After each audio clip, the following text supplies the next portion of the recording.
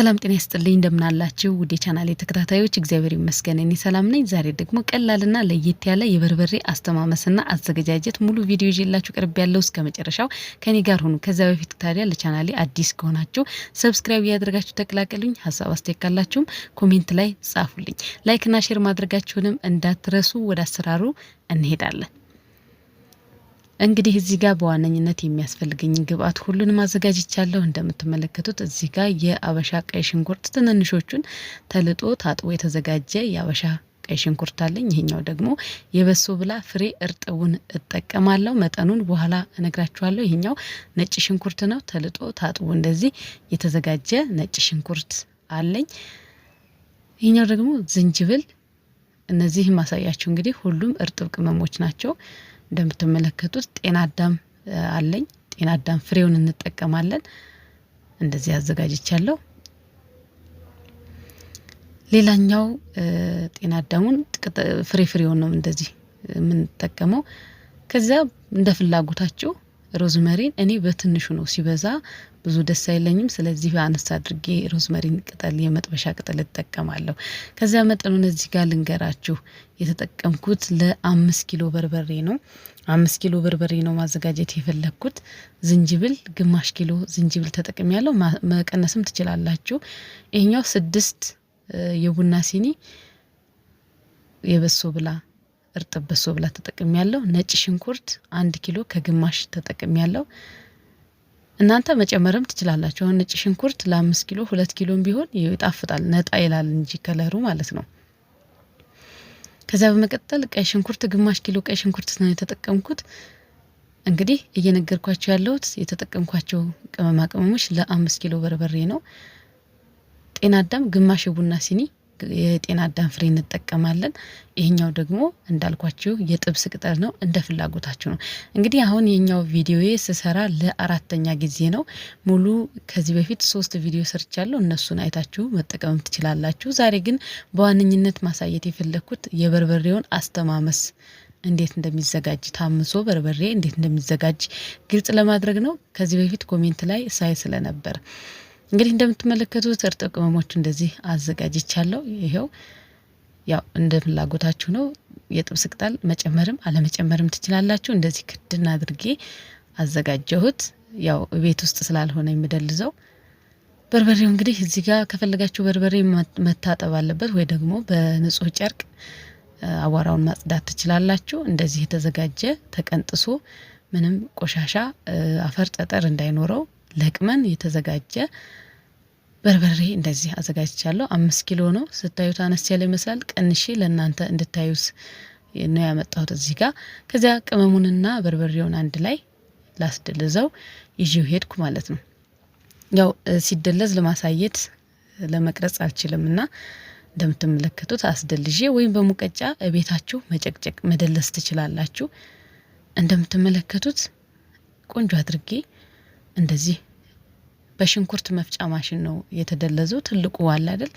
በዚያ ማስደለስ ትችላላችሁ። በአሁን ሰዓት በየአካባቢያችን አለ። እንግዲህ እናንተ በመታገኙት መደለጃ መደለዝ ይቻላል ማለት ነው። ከዚያ እንደዚህ ላስቲክ ላይ ንጹህ ላስቲክ ላይ አድርገን ጫን ብለን እንደዚህ አያችሁት እፍን አድርገን ለአንድ ቀን እናሳድረዋለን።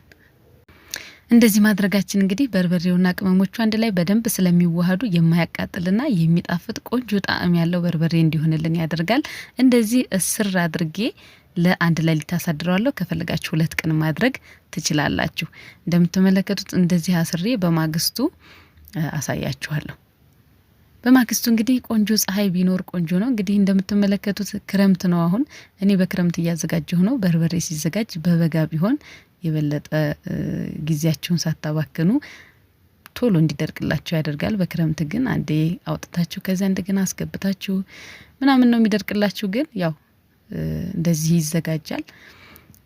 ዛሬ ቆንጆ ፀሐይ ስላለ እኔ አሁን ፀሐይ ላይ በደንብ አድርጌ በስሱ አስጣጣዋለሁ ቶሎ እንዲደርቅልኝ ማለት ነው። በቤታችሁ እንግዲህ እንደዚህ ቆንጆ መዓዛ ያለው ጣዕም ያለው የማያቃጥል ማለት ያው በርበሬ ያቃጥላል። ነገር ግን አለ አይደል በጣም የሚያቃጥሉ የበርበሬ አይነት አለ። እንደሱ እንዳይሆንባችሁ ቤታችሁ በንጽህና ማዘጋጀት ትችላላችሁ። በጣም ቀላል ነው። አንድ ጊዜ አዘጋጅታችሁት ከዚያ በኋላ እየቀነሳችሁ መጠቀም ነው።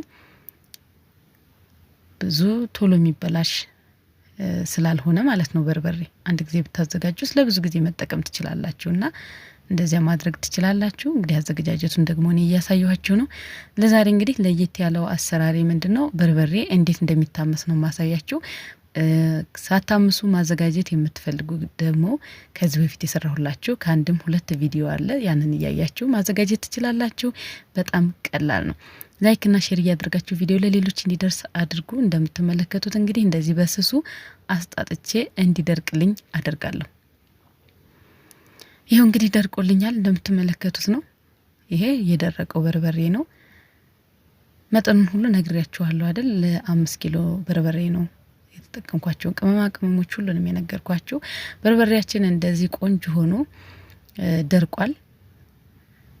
2-3 ካሰጣችሁ ደግሞ ይነጣል ይባላል። በርበሬ በጣም ፀሐይ ከመታው ነጣ እንደማለት ይላል ሲፈጭ። ከዛ ለማመስ እንዲመቸኝ ይዩት። ደቀቅ ያለውን ከታች እንደዚህ ከላይ ደግሞ እንደዚህ እያደረጉ እኩል እንዲታመስልን ማለት ነው።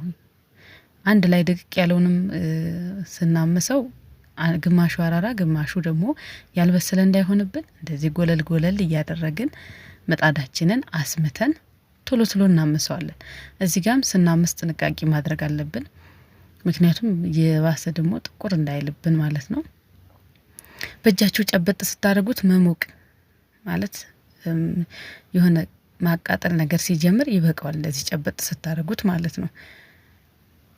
በጣም መታመስ የለበትም። ጥቁር እስከሚል ሳይሆን በእጃችሁ ጨበጥ ታደርጉትና ልክ ሞቅ ማለት ሲጀምር እናወጣዋለን። ይህ እንግዲህ የሚጠቅመው በርበሬያችን በጣም ቆንጆ ጣዕም ያለው በጣም አሁን ለምሳሌ ያልታመሰው በርበሬ ብዙ አቁላሉኝ ይላል። መታሸት አለበት። ስታቁላሉ ጊዜ ይወስዳል።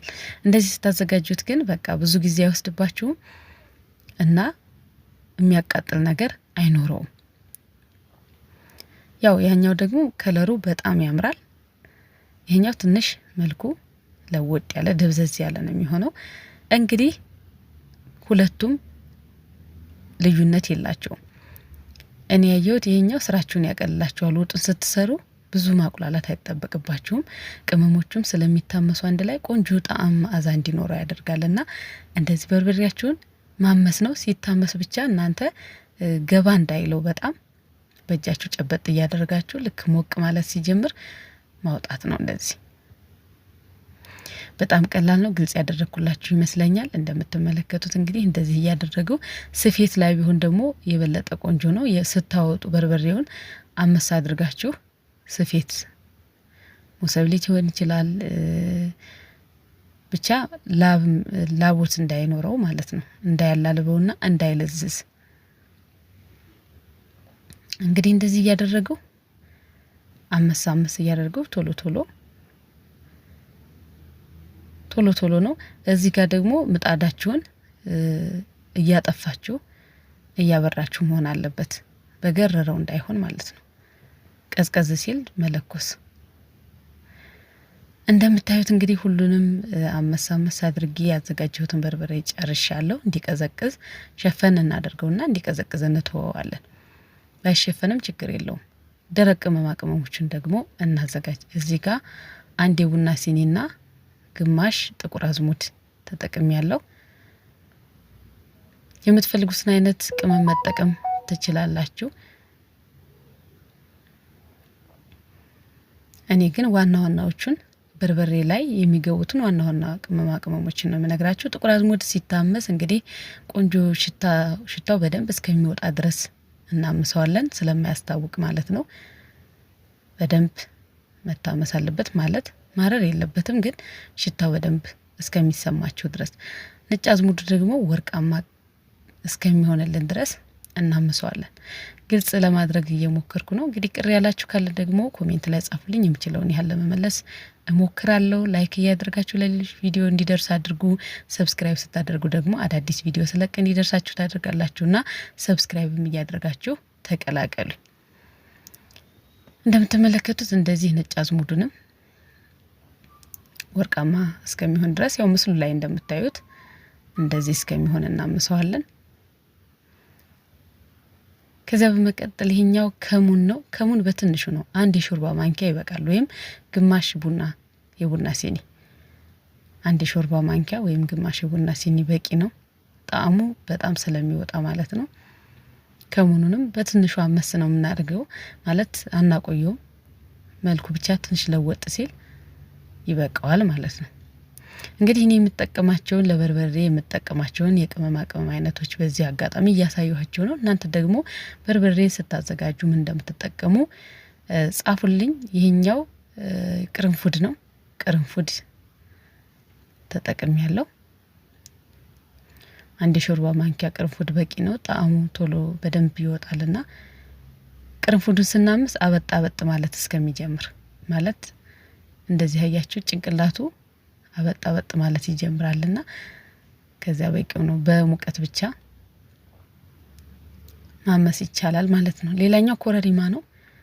ኮረሪማ የተጠቀምኩት እንግዲህ ግማሽ ኪሎ ኮረሪማ፣ 1 ኪሎ ቢሆን የበለጠ የሚጣፍጥ በርበሬ ይሆንልናል። እኔ ግን ግማሽ ኪሎ እጠቀማለሁ። ግማሽ ኪሎ የተፈለፈለ ኮረሪማ ማለት ሳትፈለፍሉት ግማሽ ነው። ከዛ ሲፈለፈል ትንሽ ነው የሚሆነው። በደንብ አድርገን ኮረሪማውን እንግዲህ ሽታው እስከሚወጣለት ድረስ እናምሰዋለን። መጀመሪያ ደቀቅ ያለውን ለብቻው አመስኩት። ይሄኛው ደግሞ እኩል እንዲታመስልን ማለት ነው። ይሄኛውን ቃ እንዲል ነው ማደርገው ማለት ብዙ እሳት ላይ እንዲቆያ እሳቱን ቅንስ አድርጌ በደንብ እንዲበስል አድርጋለሁ እንዲታመስ።